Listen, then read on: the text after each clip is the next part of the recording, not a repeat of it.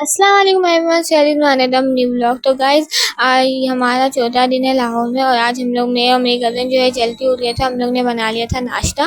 तो हम लोग ने नाश्ते में बनाया था शामी कबाब का सैंडविच, जिसमें सबसे पहले ब्रेड टोस्ट कर लिया था, फिर शामी कबाब फ्राई कर लिया था।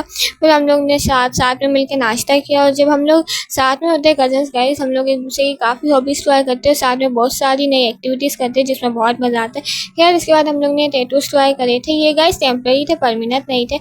ये मेरी कज़न जो है एक बुक फेयर से बाय करके आई थी। काफ़ी मज़े के इसमें टैटूज़ थे। खैर ये लगाने के बाद हम लोग ने पेंटिंग करी और जनरली मुझे पेंटिंग करना बहुत पसंद है। आप में से कितने लोग हैं जिन्हें पेंटिंग पसंद है।